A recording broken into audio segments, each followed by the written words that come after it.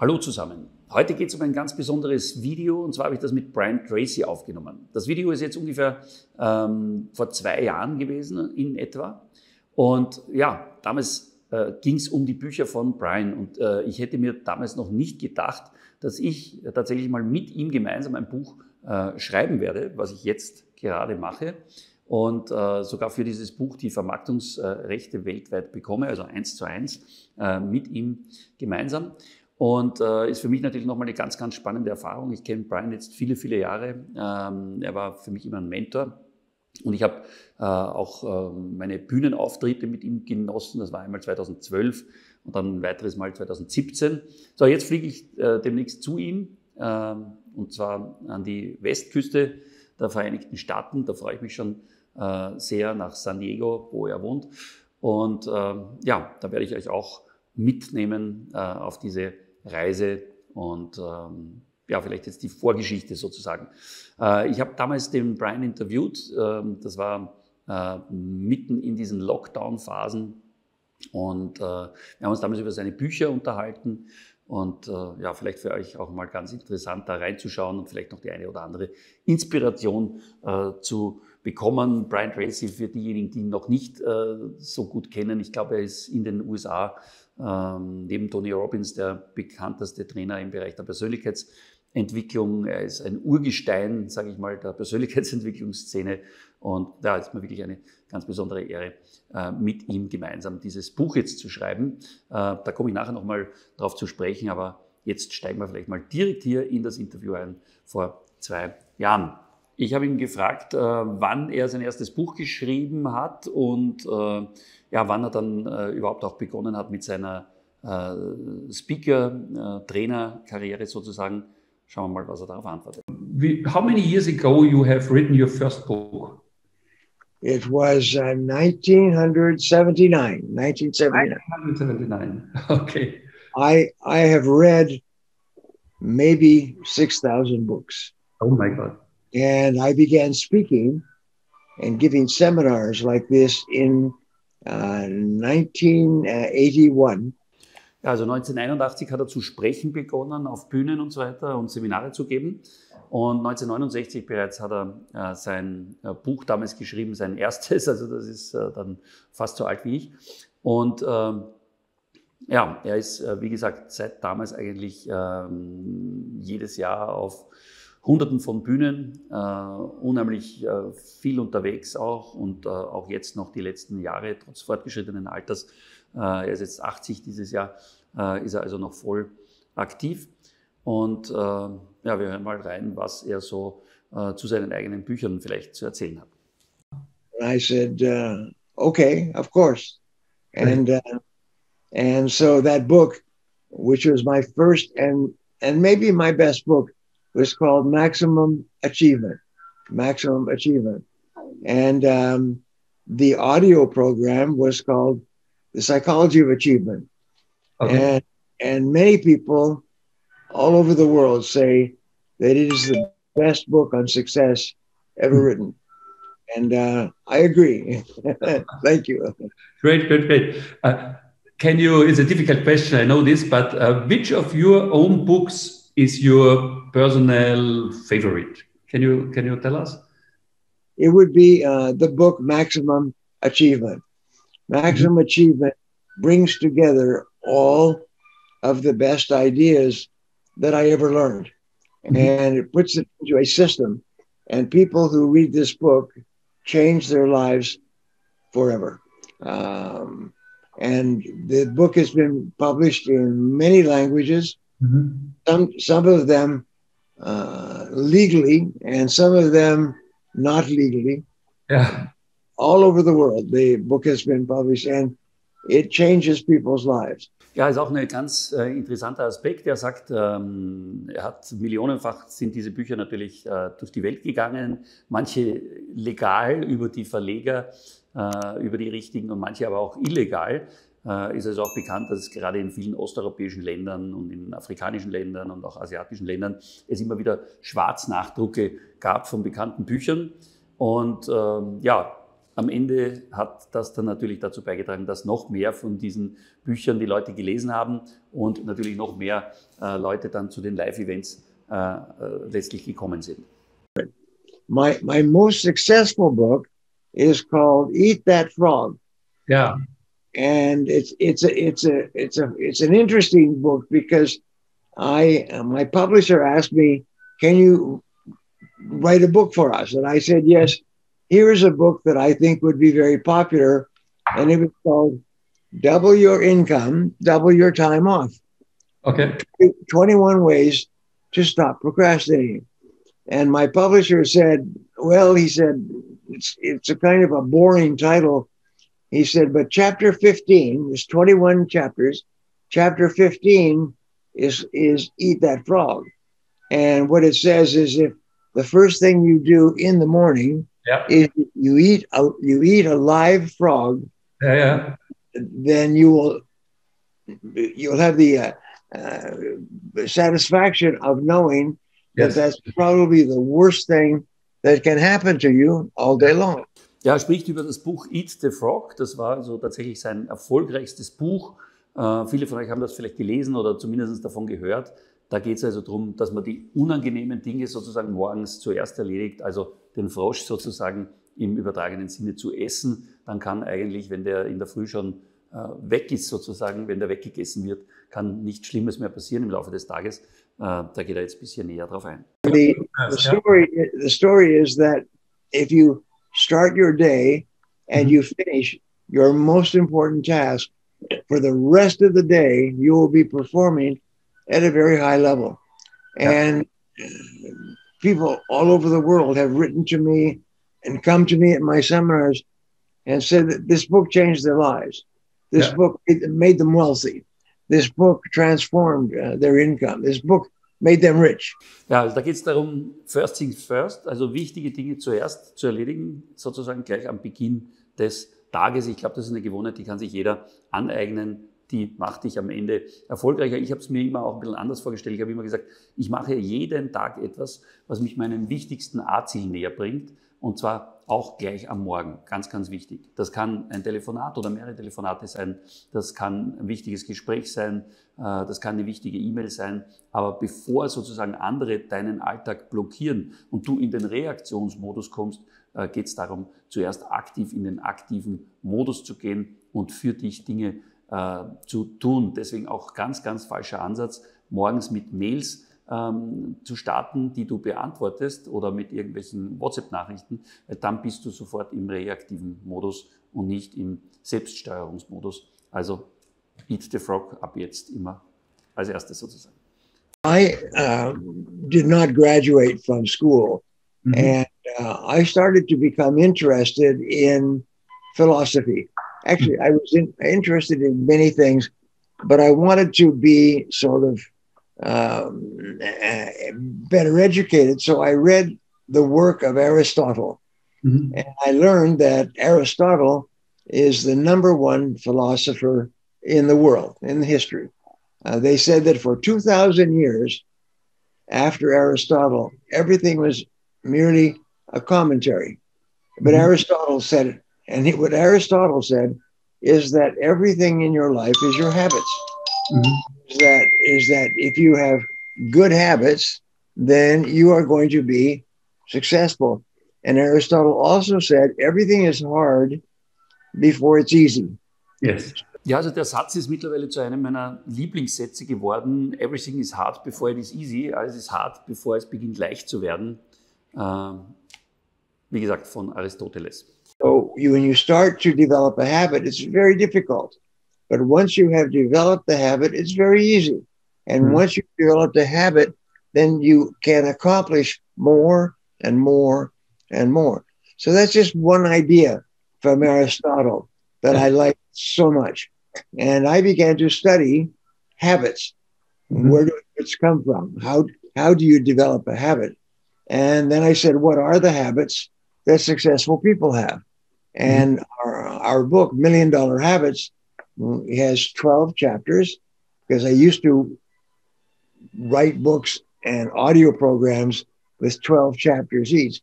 So it has 12 chapters and it's on 12 different subjects. For example, habits with regard to money.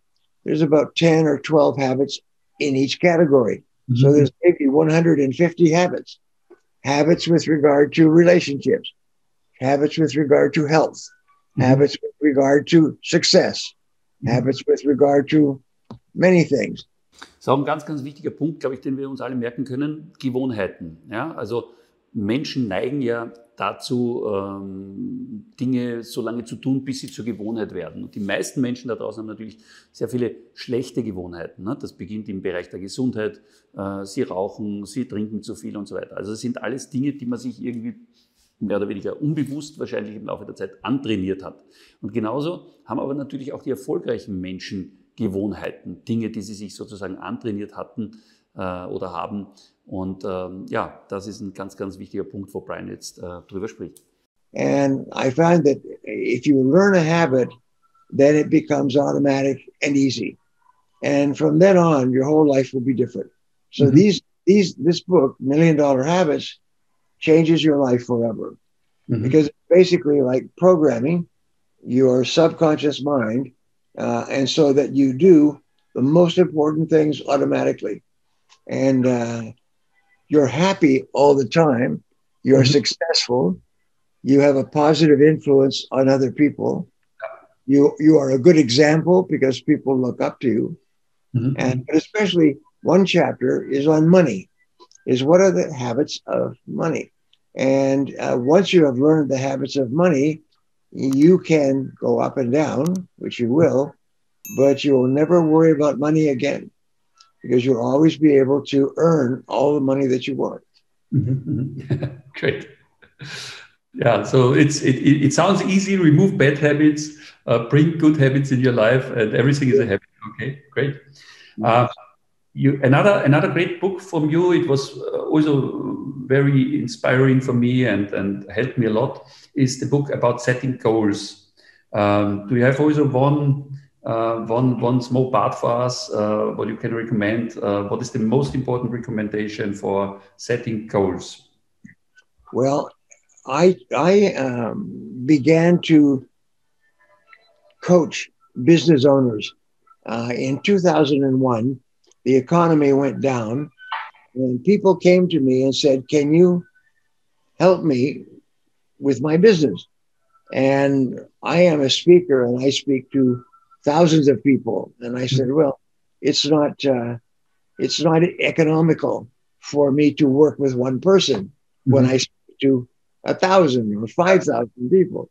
And then someone said, well, why don't you charge more money and then bring together a group of people and do group coaching? Mm-hmm. And so I worked out economically that if I charged people $5,000 a year mm-hmm. for 4 sessions each year, every 3 months, mm-hmm. and I had 40 or 50 people in each session, then it could be financially successful. Mm-hmm. So I put together a program and I experimented and I began to bring together 30 or 40 people mm-hmm. at $5,000 each. And mm-hmm. so you work that out, $150,000 to $200,000 mm-hmm. for 4 meetings. Yeah. And so it was financially successful. It was a good use of my time. Mm-hmm. And also it was very good for them. So I would bring people together for 1 full day from mm-hmm. 8 in the morning till 6 in the afternoon. Mm-hmm. And I would take them through a series of exercises. Mm-hmm. And one of the exercises that I taught them was goals. Mm-hmm. And the reason is because goal setting changed my life. And mm-hmm. everybody I know says the same thing. If you learn how to set goals, mm-hmm. it will change your life. And so when I was starting my career, I had 3 changes. I call them the golden triangle mm-hmm. of success. And mm-hmm. the first, like a triangle, the first was accepting responsibility. This is a turning point in the lives of mm-hmm. all successful people. Yes. Is what they do is they say, I am responsible for my life. Mm-hmm. They stop making excuses. They stop blaming other people. they say, I am responsible. Ganz wichtiger Punkt, über den Brian jetzt spricht hier, dass er also am Beginn seiner Karriere eben einen ganz wichtigen Punkt auch für sich festgestellt hat, das Dreieck, das magische, und der erste Punkt dieses Dreiecks, sozusagen der erste Schritt für jeden, der wirklich erfolgreich werden möchte im Leben, ist einfach die Anerkenntnis, dass man selbst verantwortlich ist für sein eigenes Leben und dass die eigenen Entscheidungen sozusagen darüber entscheiden, wo man steht. And when I was 21 years old, I had this experience where I realized that everything that would happen to me in my life would be because of me, not someone else. Yeah. And only a small number of people, maybe 5 or 10% of people, accept 100% responsibility. So that was a starting point for me. The second part was goals, is I discovered setting goals. I read an article in a magazine when I was about 24 years old. And it said, if you want to be successful, you have to have goals and you have to write them down. Well, I had no money. I was living in a small room that was belonged to someone else. And so I sat down and I wrote 10 goals. Ja, jetzt kommt der zweite Schritt, der ganz, ganz wichtig ist, Ziele zu haben, aber nicht nur Ziele zu haben im Kopf, sondern Ziele eben auch schriftlich zu fixieren. And I lost the piece of paper, but 1 month later, my whole life had changed. And I remembered the goals. I did not have the piece of paper, but I remembered I increased my income, I increased my health, I got more clothes. It was like a miracle in my life when I wrote down 10 goals. The third part of the triangle was continuous learning. And when I discovered continuous learning, that changed my life as well. I could not believe it, is that by reading every day. Und jetzt kommt der dritte Punkt des Dreiecks, das ist kontinuierliches, also lebenslanges, könnte man auch dazu sagen, Lernen. Weil nur dieses lebenslange Lernen kontinuierlich auch letztlich einem hilft dabei, als Persönlichkeit zu wachsen und größer zu werden. And I learned, I've done 10 years of studies on the habits of millionaires and billionaires. And you find that millionaires and billionaires study and read and learn an hour to 2 hours every day. Right. Warren Buffett, who's one of the richest men in the world, reads 5 hours a day. 5 hours a day. He reads and reads and reads. Bill Gates reads 2 books a week. And then he takes notes and he puts the notes online so you can read his notes. And these people are the richest people in the world. Yeah. And why? Is because they study and learn all the time. So those are the 3 things. If you want to be a big success in life, Paul, our friends, is accept responsibility. And you say, I am responsible for my life. Number 2 is write down goals. And number 3 is learn everything you need to learn to be successful. Now, with regard to goals, here's one of the most important things. When I start my coaching program, I said, have everybody sit down, and then I say, I have a gift for you. And here it is. Here's an example. This is. I say this is going to be your new best friend, and it's going to be a notebook. And what you're going to do is you're going to write today's date, and then you're going to write down 10 goals in the present tense, as though you have already achieved them. This is very important because your brain functions in a special way. So you say, I earned this amount of money in 2021. Or I earned this amount of money by December 31, 2001. I weigh this number of kilos. I write this particular book. So whatever your goals are, you write them down as though you are talking about the past. You have already achieved the goal. You write down 10 goals. I learned this exercise 40 years ago. And I read and read, and one book I read said, if you want to achieve your goals, you must write them down. Mm-hmm. And then you must write them down every day. So I began to write them down every day. And if you notice, I have all these books here. Here's an example. Like yes, you can see them here. All these notebooks. Yeah. Over here, notebooks. I've written so many goals, 40 years of goals, and now write down 10 goals every day.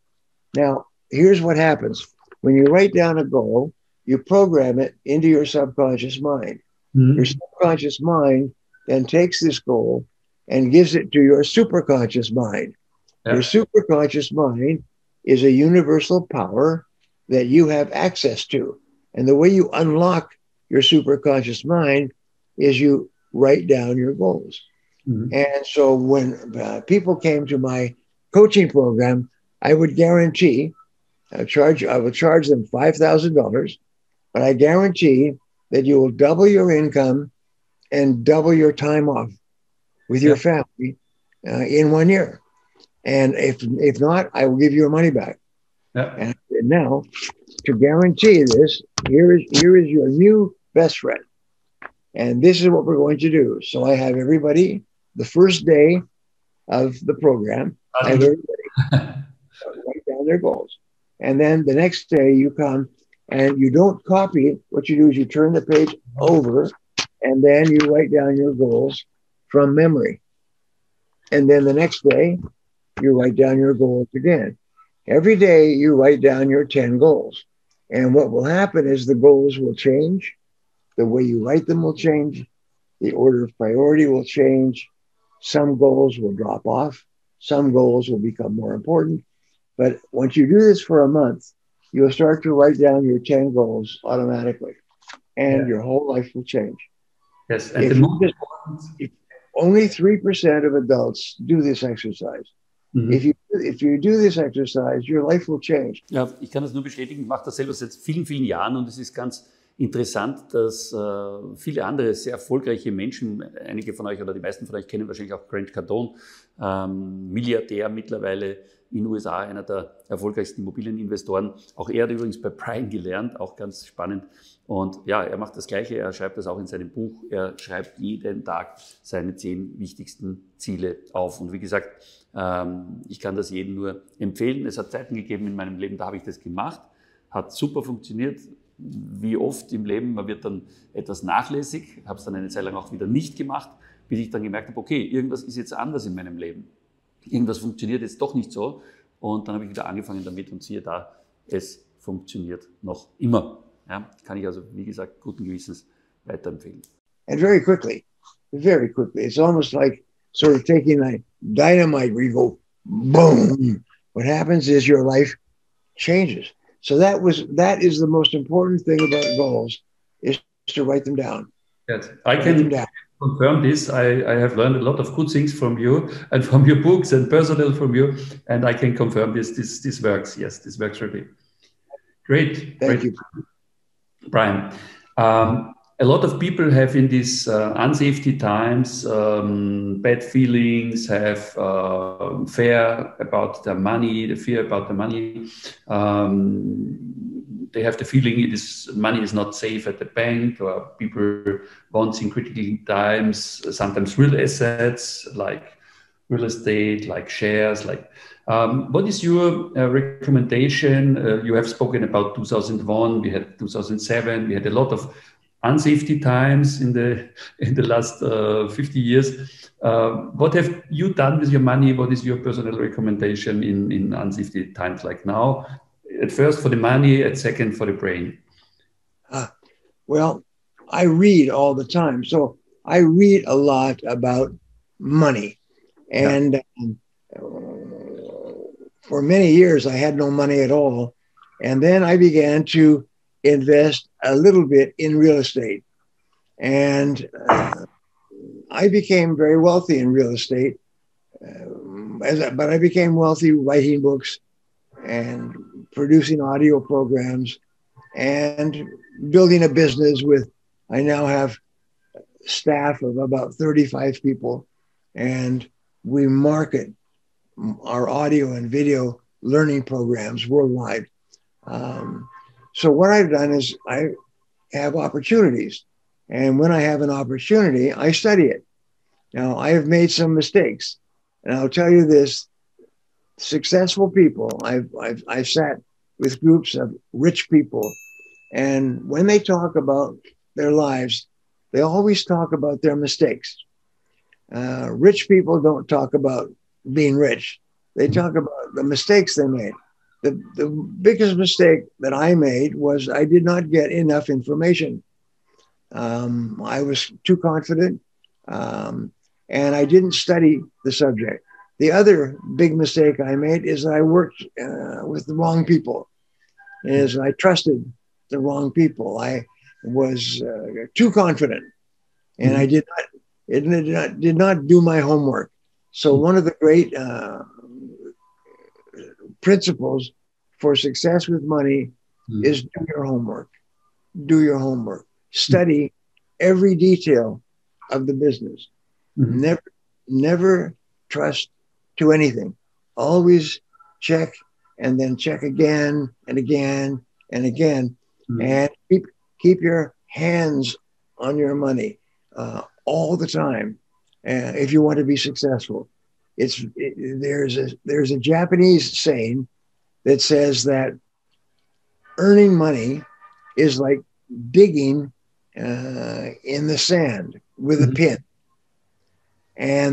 but losing money is like pouring water on the sand. And so it's very hard to earn money, but it's very easy to lose money. And so you must be very careful. And the answer is if you are in doubt, do nothing. Do not feel that you must make a decision. Do nothing, and work only with good people. Work only with good people, and study every part of the investment. And the best place of all, of course, is to invest in yourself and your own business. And you simply need to continue to do a lot of homework and a lot of research. That's the best advice that I can give people is never try to earn a lot of money quickly. Always earn money slowly, and always keep your hands on your money. Because ganz wichtiger Punkt vielleicht in dem Zusammenhang, auch meine Erfahrung ist, investiere nie in irgendwelche Investments, die du nicht verstanden hast. Ja? Also wenn du ein Investment nicht verstehst, dann Finger weg davon. Ganz, ganz wichtig. Schau dir aber vor allem, wie er das auch sagt, die Leute an hinter dem Investment. Das ist, glaube ich, der entscheidende Punkt. Viele sagen oder erzählen mir, sie haben Geld bei Investments verloren. Und die erste Frage, die ich immer stelle, hast du dich vorher erkundigt, wer dahinter steht? Und dann kommt sehr, sehr oft die Antwort, naja, das war so ein geheimer Tipp oder das war so eine diskrete Sache, da konnte ich darüber nichts finden im Internet. Sag ich, ja, das ist genau der Fehler, wenn du nämlich nicht eine Person im Hintergrund hast, die dafür Verantwortung zeigt, ja, und gerade steht, dann könnte es problematisch werden für deine Finanzen. It's very easy to lose money. Okay. One of the last questions, Brian.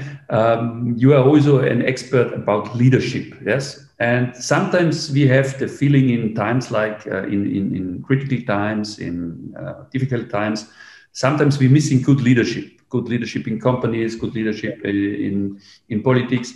And what do you think is the most important thing to learn for a leader? If somebody from the people which now here and want to improve their business, want to be entrepreneurs, want to be leaders, want to be scale big business, what is your recommendation for them? Well, the studies of leadership are very interesting. Number one is accept responsibility. Is leaders accept responsibility. They say, I am responsible, not someone else. And number two, you need courage. They say that courage is considered the most important quality of leadership. You need the quality, you need the courage to step out and to take a chance. But the key is to do your homework. I have studied military leadership for many years, starting off with Cyrus the Great of Persia, and then Alexander the Great of ancient Greece. And what I found was they were very successful in battle. Alexander never lost a battle, and he fought some of the biggest battles in the world. He was always